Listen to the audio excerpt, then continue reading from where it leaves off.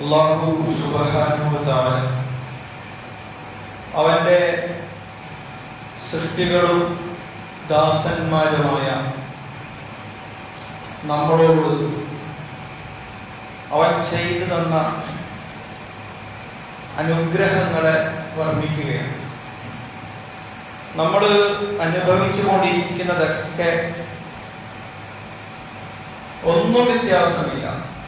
നമ്മുടെ ശ്വാസോച്ഛ്വാസങ്ങൾക്കിടയിൽ നമ്മൾ എന്തൊക്കെ അനുഭവിക്കുന്നുണ്ടോ അതൊക്കെ അള്ളാഹുവിന്റെ അനുഗ്രഹങ്ങളാണ് എന്ന് നമുക്ക് ബോധ്യപ്പെട്ടില്ലേ എന്നാണ് അള്ളാഹു നമ്മോട് ചോദിക്കുന്നത്. എന്ന് മാത്രമല്ല, സമാനമായ മറ്റൊരായത്തിൽ അള്ളാഹുവിന്റെ അനുഗ്രഹങ്ങളെ അനുഭവിച്ചുകൊണ്ടിരിക്കെ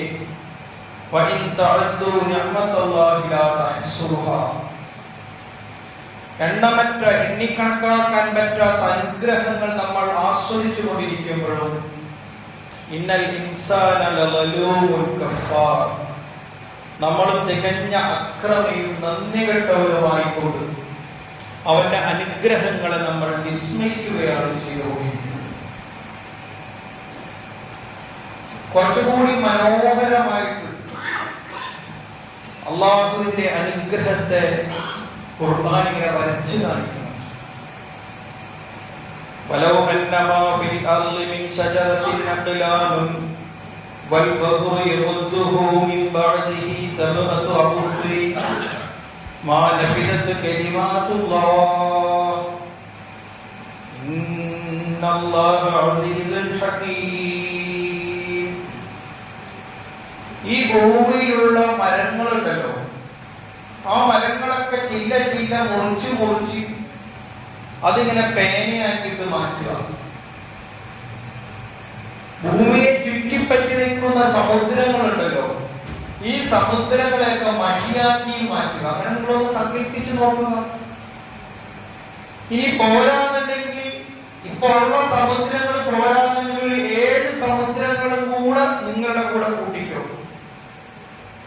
നമ്മുടെ ഈ ഭൂമിയുടെ ഒരു 71% കടലാണ്, 29% കര. അപ്പൊ 3-2 കടല്, 3-1 കര.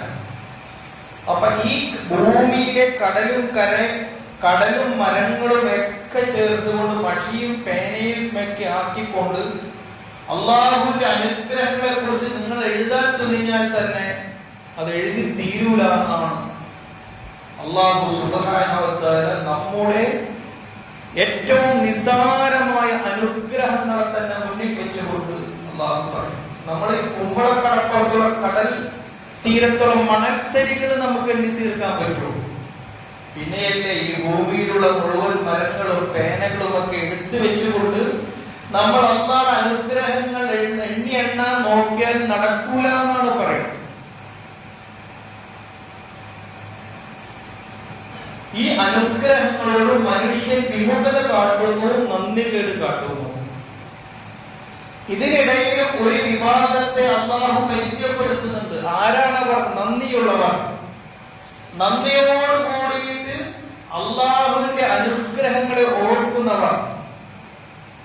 ആരാണവർ? നമ്മുടെ ഒരു വിശ്വാസിയെ സംബന്ധിച്ചിടത്തോളം അവന്റെ ഏറ്റവും വലിയ നന്ദി പ്രകടനം ഏതാ? നമസ്കാരമല്ലേ? ഈ നമസ്കാരത്തിന് നമ്മളൊരു പ്രാർത്ഥനയുണ്ട്. നമ്മൾ എത്ര കണ്ട് ആ പ്രാർത്ഥനയുടെ അർത്ഥം, അതിന്റെ ഒരു ഗൗരവവും പ്രാധാന്യം നമ്മൾ ചിന്തിച്ചിട്ടുണ്ടെന്ന് എനിക്കറിയില്ല. നമ്മൾ പണ്ട് മദ്രസയിലൊക്കെ ഇങ്ങനെ ചൊല്ലി പഠിച്ചത് ഓർത്തു വെച്ച് അതിങ്ങനെ ഓരോ തട്ടുകത്തിൽ ഇഹ്റാമിന് ശേഷം വജ്ജഹത്തു, ഫാത്തിഹ, റുക്കൂഇ, പിന്നെ സുജൂദ്, ഇഅ്തിദാൽ, അത്തഹിയ്യാത്തിൽ, അതിന്റെ ഇടയിലുള്ള യുദ്ധത്തിലൊക്കെ ഇങ്ങനെ കുറെ പ്രാർത്ഥനകൾ പഠിച്ചിട്ടുണ്ട് എന്നല്ലാണ്ട് ഈ പ്രാർത്ഥനകളുടെ ആത്മാവ് എത്ര വലുതാണെന്ന് അറിയോ നിങ്ങൾക്ക്? അള്ളാഹുവിന്റെ അനുഗ്രഹങ്ങളെ കുറിച്ചിട്ട് നമ്മോട് പറയുകയാണ്. ആകാശങ്ങളും ഭൂമിയിലുമുള്ള മരങ്ങളും ഇവിടത്തെ പേനയാക്കി കടലിനെ മുഴുവൻ മഷിയാക്കിയാലും എഴുതി തീരൂല എന്ന് പറയുമ്പോ ഇത് കേൾക്കുന്ന ഒരു വിശ്വാസി കുറച്ചുകൂടെ നന്ദി പ്രകടനമാണ്. നമ്മളിങ്ങനെ റുക്കൂയിലേക്ക് പോയിട്ട് ഇഅ്തിദാലിലേക്ക് സമിഅല്ലാഹു ലിമൻ ഹമിദ എന്ന് പറഞ്ഞ് നമ്മളിങ്ങനെ ഒഴിയൂലേ, എന്നിട്ട് നമ്മുടെ പ്രാർത്ഥന റബ്ബനാ ലക്കൽ ഹംദു മിൻഅസ് സമാവാതി വൽ അർദ് വമിൻഅ മാ ശിഅത മിൻ ഷൈഇൻ ബഅദ്. പടച്ചവനെ, ആകാശഭൂമികൾ നിറയെ എന്തൊക്കെയുണ്ടോ അതൊക്കെ നിറയെ വസ്തുക്കൾ നാഥാ ഞങ്ങൾ നിനക്കായി സ്തുതിയായിട്ട് പറയുകയാണ്. മനസ്സിലായോ നിങ്ങൾക്ക് പറയുന്നതിന്റെ അർത്ഥം? അള്ളാഹുവിന്റെ ചെറുതും വലുതുമായ അനുഗ്രഹങ്ങളെ ഓർത്തെടുത്തുകൊണ്ട്, അനുഗ്രഹങ്ങളെ നമ്മൾ തേടുന്നുണ്ടല്ലോ. നമ്മൾ നമസ്കാരത്തിൽ ഏറ്റവും വലിയ അനുഗ്രഹം ഏതാ? ഹിദായത്ത് ലഭിച്ചു എന്നുള്ളത്. ആ ഹിദായത്ത് മുതലിങ്ങോട്ട് നമ്മൾ അനുഗ്രഹങ്ങൾ, അള്ളാഹുവിന്റെ അനുഗ്രഹങ്ങളിൽ ആസ്വദിച്ചു കൊണ്ടിരിക്കെ സിറാത്തല്ലദീന അൻഅംത അലൈഹിം, പടച്ചവനെ എനിക്ക് നല്ല ബോധ്യമുണ്ട് നിന്റെ അനുഗ്രഹത്തിന്റെ മാർഗത്തിലാണ് എന്ന് എന്റെ ഓരോ ചലനങ്ങളിൽ, നമസ്കാരത്തിന് മാത്രമല്ല, ആരാധനകളിൽ മാത്രമല്ല, എന്റെ ജീവിതത്തിന്റെ ഓരോ ചലനങ്ങളിലും നിന്റെ അനുഗ്രഹങ്ങളിലാണ് ഞാനെന്ന പ്രാർത്ഥനയോട് കൂടിയിട്ടാണ്, ആത്മവിശ്വാസത്തോട് കൂടിയിട്ടാണ് നമ്മൾ നിൽക്കുന്നത്. നന്ദുകെട്ട നിന്റെ കോപത്തിന് പാത്രമായ ആ വിഡ്ഢിയായ മനുഷ്യന്റെ കൂട്ടത്തിലല്ല ഞാൻ. ഇത് ഓർത്തെടുത്തുകൊണ്ടാണ് നമ്മൾ പറയുന്നത് എന്ത്? റബ്ബനാ ലക്കൽ ഹംദ്. ആകാശഭൂമികൾ നിറയെ, അതല്ല അതിലെ മുഴുവൻ വസ്തുക്കളും നിറയെ നാഥാ ഞാൻ സ്തുതികൾ അർപ്പിക്കുകയാണ്. എത്ര അർപ്പിച്ചാലും മതിയാവാത്തത്ര അനുഗ്രഹത്തിലാണ് ഞാനെന്ന. നിങ്ങളൊക്കെ അറിഞ്ഞതുപോലെ സാന്ദർഭികമായിട്ട് ഞാൻ കടന്നു വരികയാണ് കേട്ടോ. ഹൃദയ സംബന്ധമായ ആൻജിയോപ്ലാസ്റ്റിക് ഞാൻ വിധേയനായി നിങ്ങളൊക്കെ അറിഞ്ഞിരുന്നു, പ്രാർത്ഥിച്ചിരുന്നു. അൽഹംദുലില്ലാ. പ്രത്യേകിച്ച് കാരണങ്ങളൊന്നുമില്ല. ഒരു ഗ്യാസ്ട്രോനെ വീട്ടിൽ മോളുടെയൊക്കെ നിർബന്ധത്തിന് വഴങ്ങിയിട്ട് ഒരു ഗ്യാസ്ട്രോനെ കണ്ടു. മുമ്പിൽ പറഞ്ഞത് ഗ്യാസ്ട്രോ പ്രശ്നങ്ങളൊന്നുമല്ല, നിങ്ങളൊരു കാർഡിയോനെ പോയിട്ട് കാണുക. കാർഡിയോ മൂപ്പരുടെ രീതിയിൽ ഉള്ള ഫസ്റ്റ് ഈസി എക്കോ വലിയ കുഴപ്പങ്ങളൊന്നും. എന്നാൽ നമുക്കൊരു TMT എടുക്കാമല്ലോ.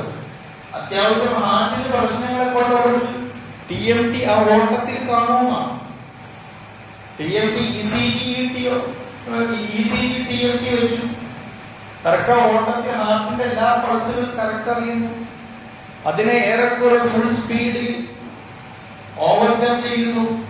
ഡോക്ടർ പറഞ്ഞു നിങ്ങൾക്ക് കുഴപ്പമൊന്നുമില്ലല്ലോ, എന്തെങ്കിലും കുഴപ്പമുണ്ടെങ്കിൽ ഇതിൽ കണ്ടാന് തടിയൊക്കെ ഒന്ന് കുറക്കുക, അപ്പൊ തന്നെ നിങ്ങളുടെ കുറെ പ്രയാസങ്ങൾ മാറും. അൽഹംദുലില്ല. കുറച്ച് ഗ്യാസിനൊക്കെ മരുന്നിങ്ങനെ കുറിച്ചു. ഞാൻ നിർബന്ധിച്ചു, ഓരോ ഡോക്ടറെ വീട്ടിൽ വല്ലാതെ നിർബന്ധിക്കുന്നുണ്ട്. ഒരു ആൻജിയോഗ്രാം ചെയ്താൽ ഹൃദയത്തിന്റെ അവസ്ഥയൊക്കെ ഒന്ന് മനസ്സിലാക്കാലോ. ഡോക്ടർ പറഞ്ഞതിന്റെ ആവശ്യമില്ല, ഇപ്പൊ തന്നെ കണ്ടില്ലേ, പിന്നെ എന്തിനാ? ഞാൻ പറഞ്ഞു പോരാ, നിങ്ങൾ ചെയ്യണം, നിങ്ങൾക്ക് നിർബന്ധമാണെങ്കിൽ ഞാൻ ചെയ്യാം. ആൻജിയോഗ്രാം ചെയ്തു വന്നപ്പോ ഡോക്ടർ ഇങ്ങനെ താടിക്ക് കൈകൊട്ടിട്ട് അത്ഭുതം പോയി. നിങ്ങൾക്ക് ഇതിനു മുമ്പ് ഹൃദയത്തിന് വരെ ബുദ്ധിമുട്ടൊന്നും ഉണ്ടായിട്ടില്ലേ? ഞാൻ പറഞ്ഞു എനിക്കില്ല. നീ എന്നോട് സംശയം പോയാലും ഭാര്യയോട് ചോദിച്ചു, വൈഫിനോട് ചോദിച്ചു, ഒരു ബുദ്ധിമുട്ടും ഇതുവരെ മുമ്പിൽ പറഞ്ഞിട്ടില്ലേ? ഇല്ല, പറഞ്ഞിട്ടില്ല. ഡോക്ടർ പറഞ്ഞു ദൈവമായിട്ട് ഇവിടെ നിങ്ങളെ കൊണ്ടുവന്നത്. നിങ്ങൾക്ക് 5 ബ്ലോക്ക് ഉണ്ട്. അതിന്റെ മെയിൻ ആ ലെഫ്റ്റ് ആർട്ടറിയിൽ 99% അടങ്ങിയിട്ടുണ്ട്. പിന്നൊന്ന് 90%, പിന്നൊന്ന് 85%. നിങ്ങൾ എങ്ങനെയാണ് ഇങ്ങനെ കഴിഞ്ഞ ഒന്നുമില്ലാതെ ഇങ്ങനെ എങ്ങനെയാണ് യാത്ര ചെയ്ത് ദീർഘദൂര യാത്രകൾ 6-7 മണിക്കൂർ? നിങ്ങൾക്ക് എന്തെങ്കിലും സംഭവിച്ചിരുന്നുവെങ്കിൽ ഇങ്ങോട്ട് കൊണ്ടുവരേണ്ടി പോലും വരികയായിരുന്നു. അത്രക്ക് വലിയ കാർഡിയാക് അറസ്റ്റിന് സാധ്യതയുണ്ടായിരുന്നു. വീണ്ടും ഡോക്ടർ ആവർത്തിക്കുന്നു, ഇത് അള്ളാഹുവിന്റെ ദൈവത്തിന്റെ ഇടപെടലാണ് കേട്ടോ. ഈ വിവരങ്ങളൊക്കെ അറിഞ്ഞപ്പോ എന്റെ ഒരു ദൈവനിഷേധിയും കുറച്ച് ശാസ്ത്രപ്രേമൊക്കെ ഉള്ള ഒരു സുഹൃത്ത് എനിക്ക് ഉടനെ മെസ്സേജ് അയച്ചു, പേടിക്കണ്ടോ, ശാസ്ത്രം വല്ലാതെ പുരോഗതി പ്രാപിച്ചിട്ടുണ്ട്, സയൻസും ടെക്നോളജിയൊക്കെ ഈ വികാസം പ്രാപിച്ച കാലത്ത് ഇതിലൊന്നും പേടിക്കാനില്ല. നിങ്ങൾ 2 വർത്തമാനങ്ങളൊന്ന് ശ്രദ്ധിച്ചു നോക്കി. എല്ലാം പഠിച്ച, ശാസ്ത്രവും ടെക്നോളജിയും പഠിച്ച ഡോക്ടർ അത്ഭുതത്തോടു കൂടി പറയുന്നു, ഇത് ദൈവികമായ ഒരു ഇടപെടലാണ്. ദൈവനിഷേധിയായ ഇന്നൽ ഇൻസാന ലലൂമൻ കഫാർ, മനുഷ്യൻ അല്ലാഹുവിന്റെ അനുഗ്രഹങ്ങൾ ആസ്വദിച്ചുകൊണ്ടിരിക്കെ തന്നെ അവൻ തികഞ്ഞ അക്രമിയും തികഞ്ഞ നന്ദി കെട്ടവനുമാണ്. അവൻ ഓർത്തെടുക്കാൻ കഴിയുന്നില്ല അല്ലാഹുവിന്റെ അനുഗ്രഹങ്ങൾ എങ്ങനെയാണ് അവന്റെ ദാസന്മാരിൽ ജാതി മതങ്ങൾക്ക് അതീതമായി അർ-റഹ്മാനുർ റഹീം അല്ലാഹുവിൽ വിശ്വസിക്കുകയും അല്ലാഹുവിൽ വിശ്വസിക്കാതിരിക്കുകയും ചെയ്യുന്ന അവന്റെ അടിയാറുകളിൽ അല്ലാഹു നമ്മൾ അറിയാതെ തന്നെ അനുഗ്രഹങ്ങൾ അവന്റെ കാരുണ്യം വർഷിച്ചുകൊണ്ടിരിക്കുന്നത് നമ്മൾ അനുഭവിക്കുമ്പോഴും അത് നിഷേധിക്കുന്ന വിഡ്ഢി വിശുദ്ധ ഖുർആൻ പറയുന്നുണ്ടല്ലോ, ഇന്നഹു കാന ലലൂമൻ ജഹൂല, അവൻ എത്ര അക്രമിയും വിവരം കെട്ടവനുമായ വിഡ്ഢിയുമാണ്. ഇവിടെ അല്ലാഹു ഒരു മജീഷ്യന്റെ റോളിലൊന്നുമല്ല ഇങ്ങോട്ട് നമ്മോട്ട് ഇടപെടുന്നത്. തികച്ചും മനുഷ്യന്റെ പരിമിതമായ അറിവിലേക്ക്, എല്ലാം അറിയുന്ന ലോകത്തിന്റെ ഓരോ ചലനങ്ങളും അറിയുന്ന അല്ലാഹു, രഹസ്യവും പരസ്യവും അറിയുന്ന അല്ലാഹു ഇടപെടുകയായിരുന്നു. ഞാൻ എന്ന സാധാരണക്കാരൻ എല്ലാം പഠിച്ച് പരിശോധിച്ച് മരുന്നെഴുതാൻ പോകുന്ന ഒരു ഡോക്ടറോട് പറയുകയാണ്, ഡോക്ടറെ എന്നെ ആൻജിയോഗ്രാം ചെയ്യണമെന്ന് പറയുമ്പോ ഡോക്ടർക്ക് പറയാലോ, ഇതൊക്കെ പഠിച്ച എന്നോടാണോ നീ ഇത് പറയുന്നത്? ഞാനല്ലേ തീരുമാനിക്കേണ്ടത്, നിങ്ങളെ എങ്ങനെ ചികിത്സിക്കണമെന്ന് തീരുമാനിക്കേണ്ടത് ഞാനല്ലേ ഇത് പഠിച്ചാൽ. ടെക്നോളജിയും ശാസ്ത്രവും അതിന്റെ ഉപകരണങ്ങളും വെച്ചല്ലേ നിങ്ങളെ പരിശോധിച്ചത് എന്ന് വേണമെങ്കിൽ ആ ഡോക്ടർക്ക് പറയാമായിരുന്നു. കാരണം അതിനുള്ള വിവരം രോഗിയായ എനിക്കില്ല. പക്ഷെ നല്ലവനായ ആ ഡോക്ടറുടെ മനസ്സിലേക്ക് അല്ലാഹുവിന്റെ കാരുണ്യം, ഞാനാകുന്ന ഡോക്ടർ അല്ലാഹുവിന്റെ ഫദ്ല് കൊണ്ട് ആ ഡോക്ടർ അല്ലാഹുവിന്റെ ഫദ്ലിന് വിധേയനാവുകയായിരുന്നു. ആ ഡോക്ടർ അല്ലാഹുവിന്റെ അനുഗ്രഹം. എനിക്കിത് കണ്ടുപിടിക്കാൻ പറ്റിയില്ലല്ലോ. ഡോക്ടർ അത്ഭുതത്തോട് കൂടി ചോദിക്കുന്നുണ്ട്, എനിക്കിത് കണ്ടുപിടിക്കാൻ 2-3 പ്രാവശ്യം ഈ ഒരു വർത്തമാനം ഡോക്ടർ ആവർത്തിച്ചു. എനിക്കിത് കണ്ടുപിടിക്കാൻ കഴിയില്ലല്ലോ. ഇത് അല്ലാഹുവിന്റെ തന്നെ ഇടപെടലല്ലേ? ഡോക്ടറാണ് ചോദിക്കുന്നത്. അല്ലാഹുവിന്റെ അനുഗ്രഹം ആ മനുഷ്യനിലേക്ക്, ആ മഹാനായ നല്ലവനായ ശാസ്ത്രം പഠിച്ച, ടെക്നോളജി പഠിച്ച, സംവിധാനങ്ങൾ ഉപയോഗപ്പെടുത്തുന്ന ആ മനുഷ്യനിലേക്ക്, സാധാരണക്കാരനായ ഒരു മനുഷ്യന്റെ ആരോഗ്യ സംരക്ഷണത്തിന് വേണ്ടി അല്ലാഹുവിന്റെ ഇടപെടൽ എങ്ങനെ തികച്ചും പരിമിതമായ അറിവുകളിലേക്ക് അല്ലാഹു തോന്നിപ്പിക്കുകയാണ്. എന്നിട്ട് അവരെ എങ്ങനെയാണ് പരിഹാരം കാണുന്നത്? കാര്യകാരണ ബന്ധങ്ങൾക്ക് അതീതമാണ്. അല്ലാഹു എന്ന് പറയുന്ന ഒരു മെജീഷ്യൻ അത്ഭുതങ്ങൾ സൃഷ്ടിക്കുകയല്ലല്ലോ.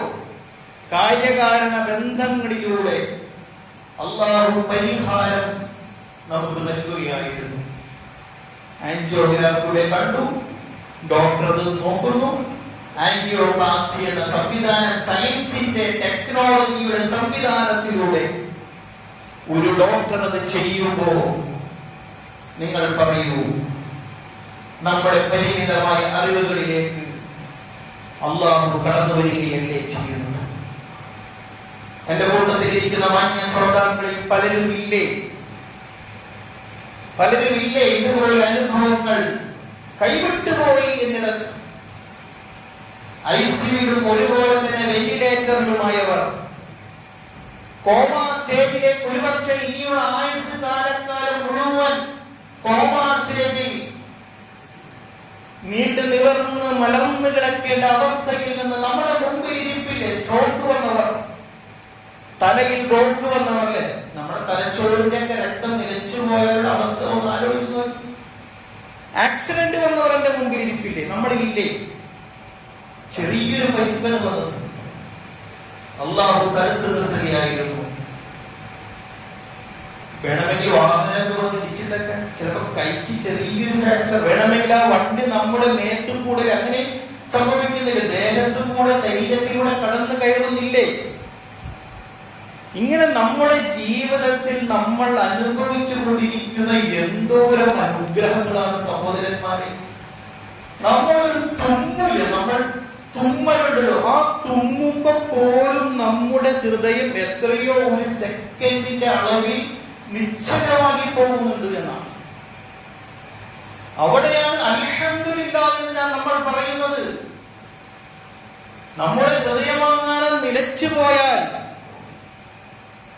നിങ്ങളുടെ ഹൃദയം നിശ്ചലമായി പോകുന്ന ഒരു അവസ്ഥയെ കുറിച്ച് നിങ്ങൾ ഓർക്കുന്നില്ലേ എന്നാണ് തുമ്മല്. വെറും ഒരു തുമ്മൽ എന്ന ഒരു പ്രക്രിയ നമ്മെ ബോധ്യപ്പെടുത്തുന്നത്. അവിടെ നമ്മൾ അല്ലാഹുവിനെ മറന്നു പോകാൻ പാടില്ല. എത്ര നിസ്സാരമായ അനുഭവമാണ്. റസൂലുള്ളാഹി സ്വല്ലല്ലാഹു അലൈഹി വസല്ലം പറയുന്നുണ്ടല്ലോ, നിഅമത്താനി മഅ്ബൂനിൻ ഫീഹിമാ കസീറുൻ മിനൻ നാസ്.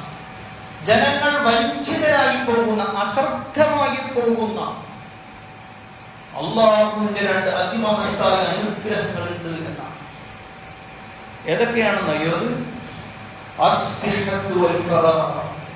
ഒന്ന് നമ്മുടെ ആരോഗ്യത്തെ കുറിച്ചിട്ടാണ്, മറ്റൊന്ന് നമ്മുടെ ഒഴിവ് സമയത്തെ കുറിച്ചിട്ടാണ്. അല്ലെ, നമ്മുടെ സമയം എത്രയാണ് വേസ്റ്റ് ആയി പോകുന്നത് നമ്മളറിയാതെ. പ്രത്യേകിച്ച് ഈ സോഷ്യൽ മീഡിയയുടെ ഒക്കെ കാലഘട്ടത്തിൽ പാഴ്വർത്തമാനങ്ങളിൽ, പാഴ്വേലകളിൽ ഏർപ്പെട്ടിട്ട് 4 കാര്യങ്ങളെ കുറിച്ച് അള്ളാഹുവിന്റെ മുമ്പിൽ ഉത്തരം പറയാതെ കണ്ട് നാളെ ഒരടി അവിടത്തെ വിചാരണയിൽ മുന്നോട്ട് വെക്കാൻ കഴിയില്ല എന്നുള്ളതാണ്. അതിലൊന്ന് ഏതാണെന്ന് പറയുക, നമ്മുടെ ആരോഗ്യത്തെ കുറിച്ചാണ്. രോഗത്തിന് മുമ്പുള്ള നമ്മുടെ ആരോഗ്യത്തിന്റെ അവസ്ഥ നമ്മൾക്കിപ്പോ ഭയങ്കര കോൺഷ്യസ് ആണ്. ഒരുപാട് നമ്മൾ മാർഗങ്ങൾ തേടുന്നുണ്ട് രോഗം വരാതിരിക്കാനുള്ള പ്രതിരോധ സംവിധാനങ്ങള്. അല്ലെ, എന്തുമാത്രം നമ്മൾ രാവിലെ തന്നെ എഴുന്നേൽക്കുന്നു, നടക്കുന്നു, ജിമ്മിന് പോകുന്നു, എക്സർസൈസ് ചെയ്യുന്നു. ഇതിന്റെ ഒരു ഭൗതികതക്കപ്പുറം ഇതൊരു വിശ്വാസിയെ സംബന്ധിച്ചിടത്തോളം നാളെ അല്ലാഹുവിന്റെ മുമ്പിൽ കണക്ക് ബോധിപ്പിക്കേണ്ടി വരുന്ന ഒരു ഉത്തരവാദിത്തമാണ് എന്റെ ആരോഗ്യ സംരക്ഷണമെന്ന്. അവിടെ വീഴ്ച സംഭവിച്ചാൽ നാളെ അല്ലാഹുവിനോട് ഞാൻ ഉത്തരം ബോധിപ്പിക്കേണ്ടി വരുമെന്ന് നമ്മൾ എന്തേ ചിന്തിക്കാതെ പോയി? ആശുപത്രികളിൽ തന്നെ ഏറ്റവും കൂടുതൽ രോഗികളാണ്. ഇവിടെയുള്ള മുഴുവൻ ആശുപത്രികളും നിലനിൽക്കുന്നത് വിശ്വാസികളായ മുസ്ലിം സമൂഹത്തെ കൊണ്ടാണ്. അത്രമാത്രം നമ്മൾ രോഗികളുണ്ട്. നമ്മൾ എന്തേ ഇങ്ങനൊരു അനുഗ്രഹത്തെ കുറിച്ച് നമ്മൾ മറന്നു പോകാൻ കാരണം?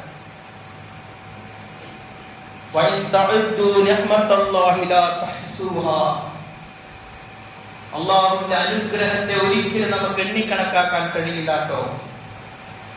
എന്നിട്ട് അള്ളാഹു ഒരു വർത്തമാനം പറയും, അള്ളാഹു ഏറെ പൊറുക്കുന്നവനും കാരുണ്യവാനുമാണ്. നമ്മൾ അഭിമുഖീകരിക്കുന്ന, നമ്മൾ കടന്നു വന്ന വളരെ അപകടകരമായ പല സാഹചര്യങ്ങളെയും അതിജീവിച്ചുകൊണ്ട് നമുക്ക് വീണ്ടും ജീവിതത്തെ കരിപ്പിടിപ്പിക്കുവാനുള്ള അതിജീവനം അള്ളാഹുവിന്റെ ശക്തിയാണെങ്കിൽ, അള്ളാഹുവിന്റെ അനുഗ്രഹമാണെങ്കിൽ. മറ്റൊന്ന് അള്ളാഹുവിനെ കുറിച്ചിട്ടുള്ള വീണ്ടും വിചാരങ്ങളുടെ നാളുകളായി മാറണം. എന്ത്? ഇത്തരത്തിലുള്ള സന്ദർഭങ്ങൾ, പെട്ടെന്നുള്ള ഒരു മരണത്തേക്കാൾ ഒരു വീണ്ടും വിചാരത്തിനുള്ള അവസരം ലഭിച്ചുകൊണ്ട് 2-3 ദിവസം രോഗിയായൊക്കെ കിടക്കുമ്പോഴുള്ള ഒരു വീണ്ടും വിചാരമുണ്ടല്ലോ, അങ്ങനെയുള്ള മരണങ്ങളാണ് നമ്മൾ തേടേണ്ടത് എന്ന് റസൂലുള്ളാഹി സ്വല്ലല്ലാഹു അലൈഹി വസല്ലം പഠിപ്പിച്ചു. അതിന് 2 കാരണമാണ്. നമ്മളങ്ങനെ രോഗിയായിട്ട് ഇങ്ങനെ കിടക്കുമ്പോൾ നമ്മുടെ ഇന്നലകളെ കുറിച്ചുള്ള ഒരു വിലയിരുത്താൻ, പടച്ചവനെ ഈ സമയം, എന്റെ ആരോഗ്യം, എന്റെ ഒഴിവ് സമയം ഞാൻ അല്ലാഹുവിന്റെ മാർഗത്തിൽ നല്ല കോലത്തിൽ ഞാൻ ഉപയോഗിച്ചില്ലല്ലോ, ഞാൻ എത്ര നന്ദികേടാണ് ചെയ്തത്. അതുകൊണ്ട് പടച്ചോനെ അബദ്ധം സംഭവിച്ചു, എനിക്ക് പുറത്തു തരണേ എന്ന വീണ്ടും വിചാരം. രണ്ടാമത്തത് രോഗിയുടെ പ്രാർത്ഥന അല്ലാഹു തട്ടിക്കളയുക. നമുക്ക് പ്രാർത്ഥിക്കാൻ ഇത്തരം സന്ദർഭങ്ങൾ അല്ലാഹു രോഗം പോലും അനുഗ്രഹമായി മാറുകയാണ് നമ്മെ തിരുത്താൻ. അല്ലെ നമ്മുടെ ബന്ധങ്ങൾ ഊട്ടിയുറപ്പിക്കാൻ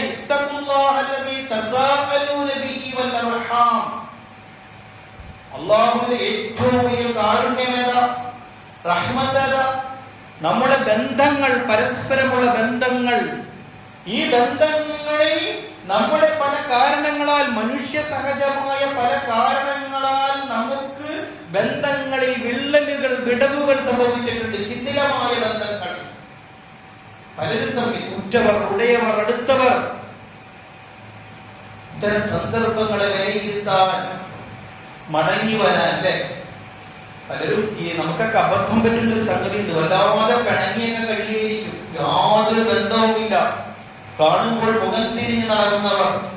പ്രത്യേക സാഹചര്യത്തിൽ ആശുപത്രിയിലാണെന്ന് അറിയുമ്പോൾ പിന്നെ ഫോൺ വിളികളായി, വരവായി, എന്ത് പറ്റി?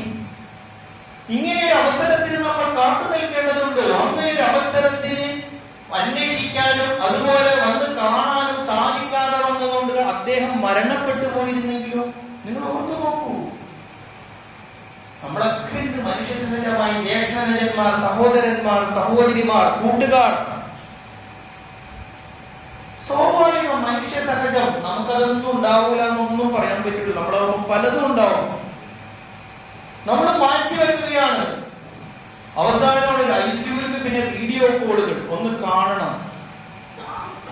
അങ്ങനെ ഒരു സന്ദർഭം കിട്ടിയില്ലായിരുന്നെങ്കിൽ നിങ്ങളൊന്ന് ഓർത്തു നോക്കി. പെട്ടെന്ന് അറ്റാക്ക് തന്നെ ആയിക്കോട്ടെ, പെട്ടെന്ന് അറ്റാക്ക് വന്നു, ആളുടനെ സഡൻ ഡെത്തായി.